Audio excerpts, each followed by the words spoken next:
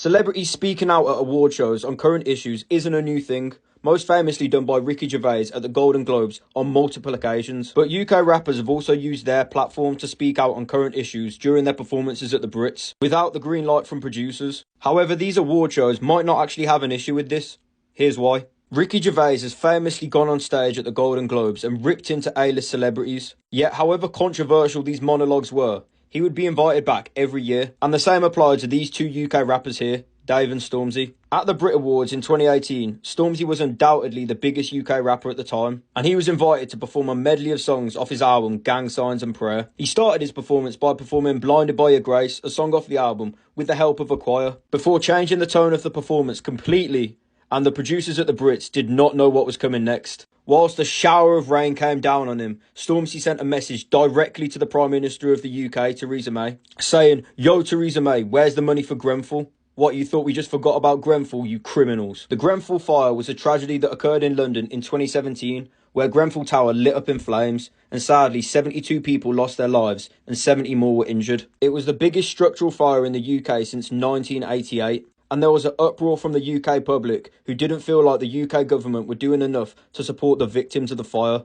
Each resident in the Grenfell Tower was set to receive on average £166,000, whereas emergency workers received £175,000. It was later revealed that the UK government was complacent and dismissive about fire safety for decades, and instead prioritised cutting building regulations. But Stormzy did not stop there. He said that the government should do jail time, they should pay damages, that members of parliament were doing certain substances, and that the Daily Mail should suck his. Now, this performance was praised across the country, and the reason producers at the Brits were so shocked was because in rehearsals leading up to the show, he performed a completely different verse, not including any of these lines. He also included a line saying that they'll try and get him for this, so be woke. So he knew what the aftermath was going to be. But as much as the government were against this performance, and Theresa May tried to say that she was giving all this money to Grenfell, all this bullshit, the positive feedback that this performance received showed the Brits that having people like Stormzy at their show was only going to up their ratings. So they would go on to invite him back to perform in 2020 and 2023. I've also uploaded this video to my YouTube, and any money I make off these videos, I am saving to give to my mom. So if you're feeling nice, hit the link in my bio, go subscribe to my YouTube, watch the video over there. I would massively appreciate it. Alright, e-begging over. The second rapper to use their platform at the Brits to speak on current issues was Dave. Dave is to the majority of the UK the greatest UK rapper to ever touch the mic, speaking on real life issues in his songs, having the ability to tell stories while still making cohesive albums. At the 2020 Brit Awards, he was invited to perform a song off his album Psychodrama, which also won the award for MasterCard British Album of the Year, and he chose to perform track 3 off the album, Black, a song about the struggles of being a black man in the current world, and he would deliver the performance of a lifetime. Fuck, I love this performance, bro. Now, he started by performing the song just as normal, highlighting the issues that he's faced during his life. Now, if you haven't ever heard this album or this song, go listen to it. And in the song, he says, working twice as hard as the people you know you're better than, because you need to do double what they do so you can level them. He also says, the blacker the berry, the sweeter the juice. A kid, the blacker the sweeter the news. But if he's white, you give him a chance, he's ill and confused. If he's black, he's probably armed, you see him and...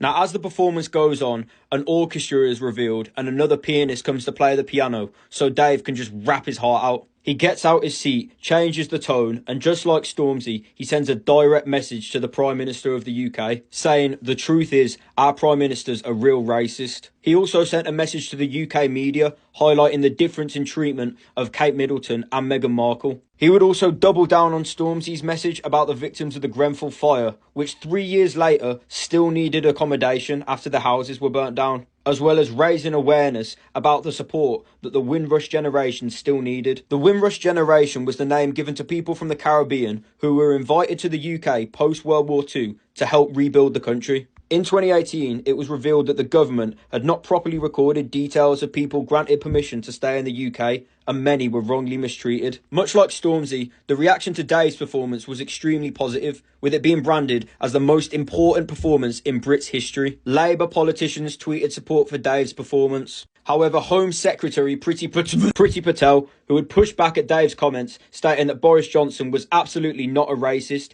and that he made a generalisation that she did not agree with. The Brit Awards could clearly see the response and praise both performances received, and made it a no-brainer that both artists were invited back to perform again. But in their following performances, there was a slightly different tone, where there weren't any of these messages directly at the government or speaking on current issues. So it could be suspected that following the first performances, the Brits gave them a strong talking to that if they did anything out of line, there would be serious consequences. But that is just a theory. Nevertheless, these two performances have gone down in not just Brit history, but UK rap history as two of the most impactful performances of all time.